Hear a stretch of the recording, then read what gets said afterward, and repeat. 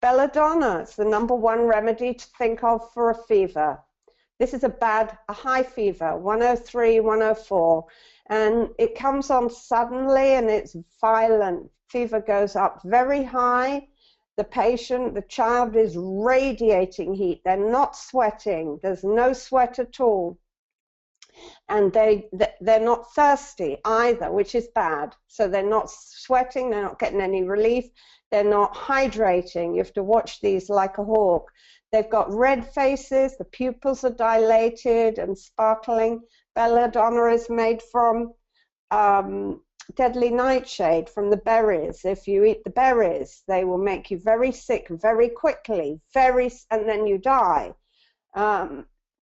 They're highly toxic. And so the symptoms match the toxicology reports, and they're common in any childhood illness. Any child who gets any illness with a high fever, it doesn't matter what the illness is, we don't care. We don't care if it's measles or a cold or a cough, we don't care. If you have this picture, the high fever, not 101, not 102, 103 and up, the radiant heat, the thirstlessness, the restlessness, they can become a bit delirious. Delirious means they say funny things. And if they have pains, like earache, the pains start and stop suddenly. So they'll cry out with pain. The children will suddenly cry out with pain, and then it'll stop. Or sunstroke, it'll be a headache. Calcarea is sluggish, slow, clammy. Their head and neck sweat in their sleep, and their feet are cold and clammy. They have sour sweat and breath. The glands are swollen and chilly. And it doesn't matter what the symptom is. This is the #1 remedy for slow, difficult teething. If you also have any of these other symptoms, like the clammy head and neck, and the easygoing nature that becomes a little bit lethargic when they're unwell, then calcarea is your remedy. But it can be for any childhood complaint. Chamomilla. The unbearable pains, they just scream and scream and cannot be comforted, or worse at night. And these are the children who have meltdowns, serious tantrums, who cannot be comforted. They want to be carried, and they're sort of screaming to be carried. You pick them up, and then after a short while, they want to be put down. They want to drink. They throw the drink across the room. They want a toy. That gets thrown. So they have a red cheek on the side, or a red spot on the cheek, on the side of the teething gums, and they will quite often have green diarrhea with it.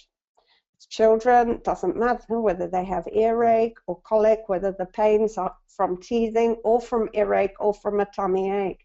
If you've got the unbearable pains, the tantrums, the wanting to be carried, the capriciousness, chamomilla is your remedy. Hepatic sulfur for the infections, so abscesses, think swollen glands, think earaches with a smelly discharge from the ear, or a sore throat that feels like they're swallowing over sharp. You know, they make funny faces when they have to swallow.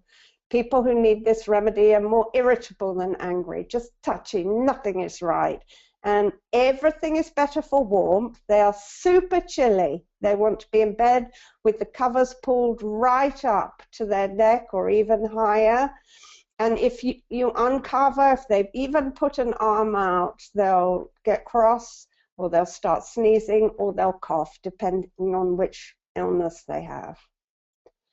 Calum, think mucous membranes, nose, sinuses, lungs. I'm showing you this bottle because this is a cell salt. The Highlands Calum 6X is the best strength to give this remedy in. Any cold, it can be given routinely at the start of a slow cold, or, you know, not very bad earache or cough. Typically, the discharges and the tongue are white, And this is the #1 remedy for any problems in the eustachian tube after a cold or earache, snap, crackles and pops, or deafness. And it's the #1 remedy for thrush or yeast infections in the mouth in babies. Mercurius. This is a deeper remedy than hepatic sulf. It's very similar. So they both have infections with abscesses, with swollen glands. They both have smelly discharges, but with Mercurius it's worse. There may be a little bit of blood, and everything smells, the breath, the sweat, everything. They'll drool. They have a very coated tongue, indented with the teeth around the edge. And this is, like I said, the #1 remedy for canker sores, for mouth ulcers. People who need this remedy are sensitive to heat and cold. That means they've got a very narrow tolerance. If it's too hot, they don't like it. If it's too cold, they don't like it. They're very restless. The pains are typically burning. They're a bit of a mess. So this is sinuses, croup, coughs, bad earaches, very bad, but with drooling, with smelly breath, with smelly, horrid discharges. And Pastilla, this is, you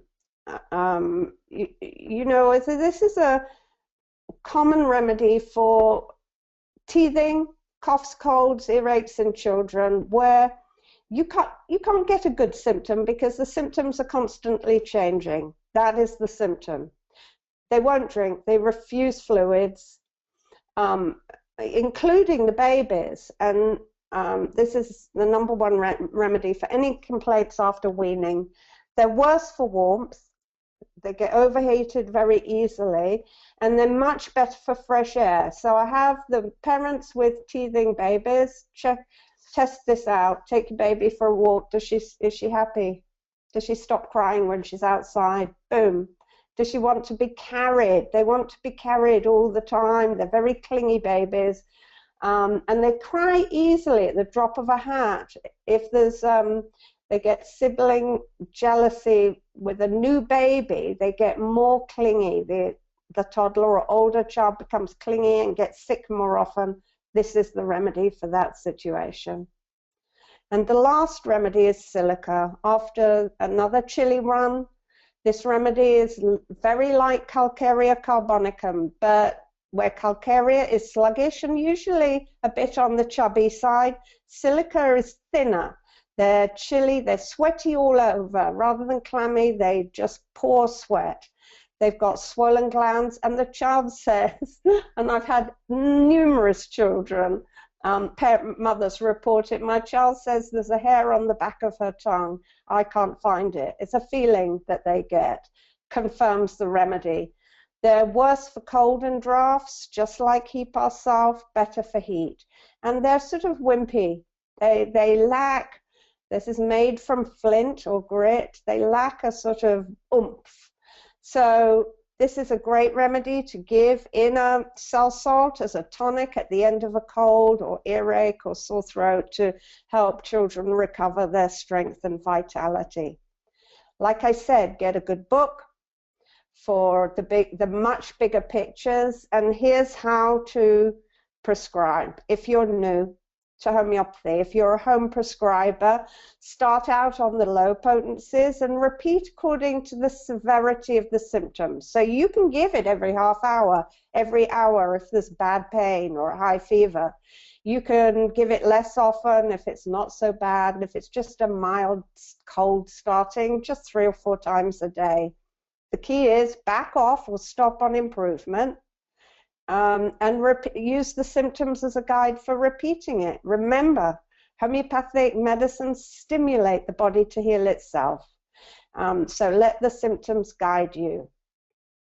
If you've given or taken 6 to 10 doses and there's no result at all, it's probably the wrong remedy. Select another one or get help. And remember, there are many remedies for each complaint. So ask yourself, are you taking the big picture into account, or is there something that needs fixing? So there's the usual caution: seek professional advice for long-standing complaints. And if you've got a homeopath, or whoever you're treating, your child does, check with that homeopath before giving a remedy, because they have relationships with one another. Here's a good rule: make a note of every single remedy you give or take. At the very least, write down the date you took it, the remedy name and the strength, the reason you took it, and the effect. And if you're at all unsure of this rule, there's a very entertaining article for you to read at my website. You'll get that link.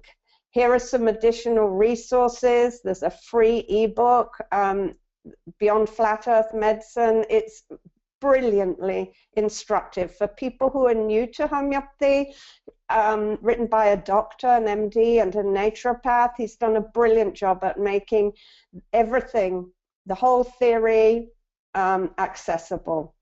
Here are my contact details. At my website, there's a contact me form. You can write to me directly from my website. And I've got kits and books for sale also. And this is the American College disclaimer that we're duty bound to sort of include in this webinar. And finally, thank you to the American College for inviting me to speak. That was fun. It was a little bit of a roller coaster. Does anyone have any questions? Is there a remedy for wound healing, especially?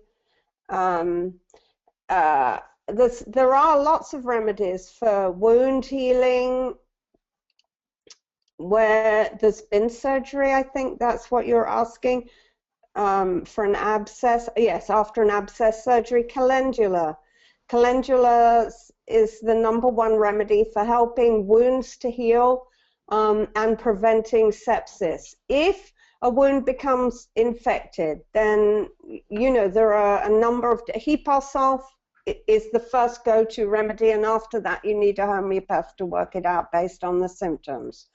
Are these remedies also applicable to young animals? And what is the best remedy for conjunctivitis in children? Yes, these remedies you can give to animals of any age or size. Birds, I give them to my chickens. If one of them gets, sad or clingy, or is sort of, and hold on, here we go. I'm seeing them all now. They weren't scrolling up, I think, or I wasn't scrolling them. Conjunctivitis. Aconite is one of the first remedies to think of, or Pastilla. But there are lots of remedies for conjunctivitis in children, and those two I would go to first. I've worked with children with autism. It's really hard. They're breaking my heart, basically, these autistic kids, and they are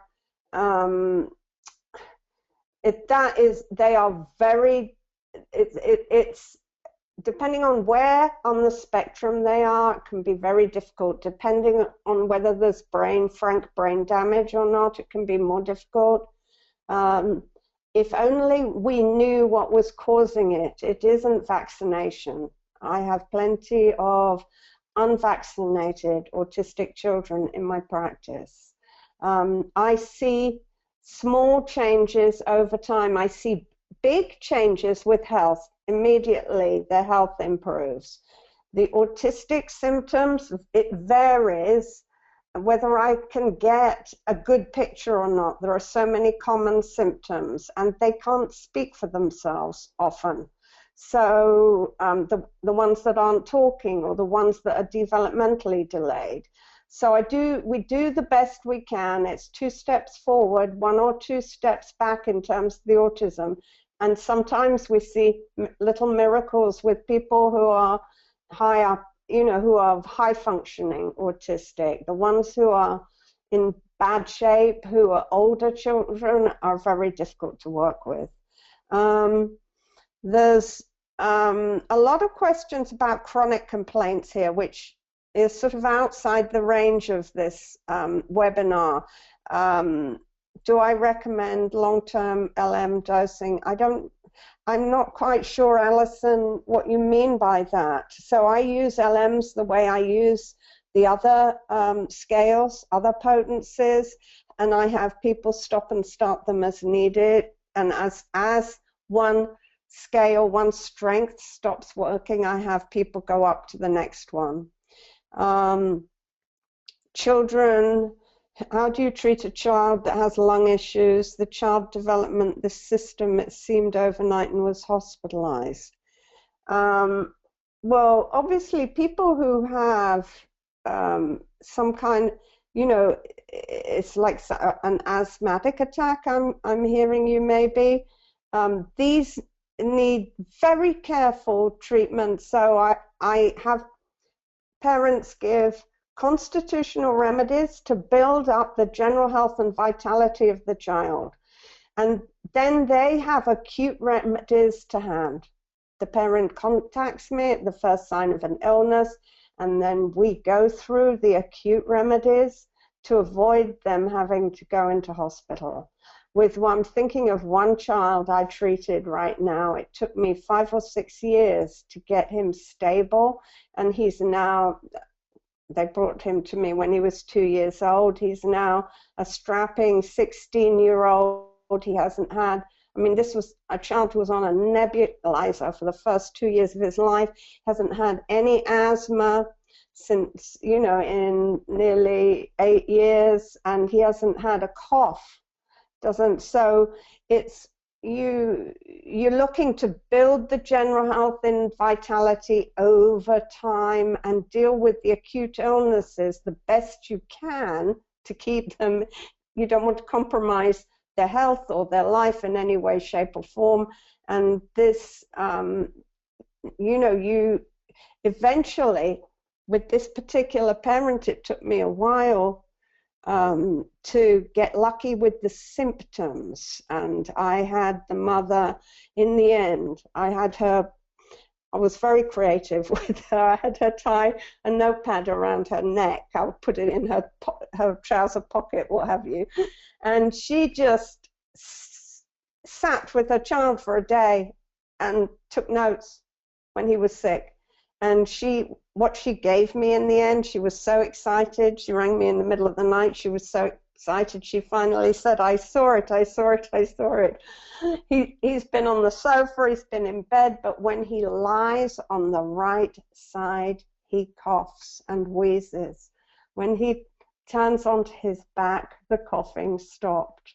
And he was a very young child. She just hadn't noticed it. And so that was the clue to the remedy that helped him. So this is, I tell people I'm a Rottweiler, you know, I just dig in with these kids that have long-term chronic diseases. I'll work, I will never give up. I'll keep working, I'll keep listening, I'll be as creative as I can until I get the information that unlocks the clue, if you like, the clue that guides me to the right remedy. If children end up in hospital, I work, you know, as soon as they're out, I'll be working, you know, homeopathically to help them recover from the shock of it, from the meds of it. I'll try and unpick what happened so that it doesn't happen again. I work really hard with in South Florida, parents take children with fevers to the ER now. This is a very crazy thing that's happening. They're using the ER for sort of primary care for their children. Well, ERs have standard operating procedures, and they're almost I mean, if the child doesn't quickly, they're headed straight for a lumbar puncture with a fever if you go to an ER. So the effects of that are very bad. I do counsel my parents on how to manage fevers. I'll actually include that with this webinar. I'll put a link to my Fevers article. But that's part and parcel, the education of people, how to help people manage their children's complaints. If a child reacts to their vaccination. So treating the ill effects of vaccines is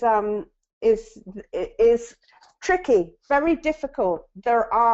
We have over 100 remedies that deal with this complaint. It depends what kind of symptom they get. Is it a local reaction? Is it systemic? How bad is it? Is it mental? Is it emotional? Is it physical?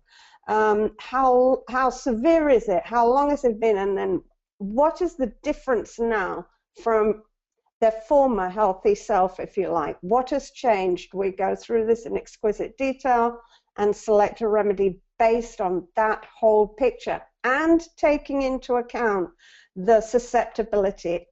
When vaccine damage happens, I look to the parents to understand whether there's any link there.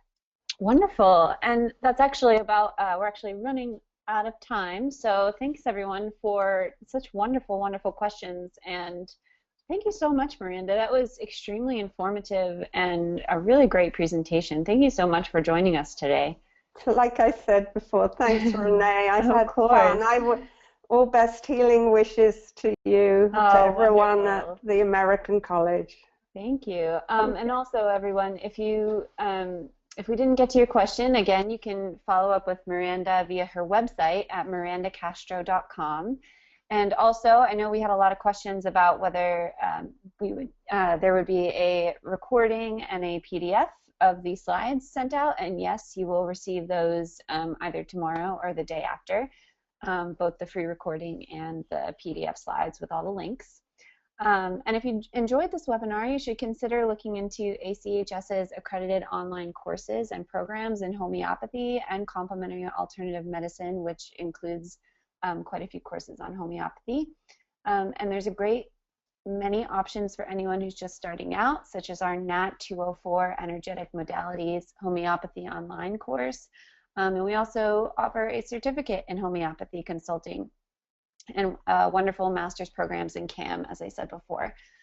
So you can find out more by scheduling a time to meet with an advisor. Those links are also on your screen. And you can also give us a call at 800-487-8839. And thank you again, everyone, for attending our webinar. We typically host webinars twice a month. So if you enjoyed today's presentation, please keep an eye out for future invites. And lastly, don't forget to like us on Facebook at facebook.com/achs.edu and follow us on Twitter at the handle @achs.edu for future webinar announcements, college events, apothecary shop sales, and holistic health news. So thanks again, everyone, and have a wonderful day. And thank you again, Miranda. Thanks, Renee. Have a wonderful one, too. Bye for now. Bye-bye.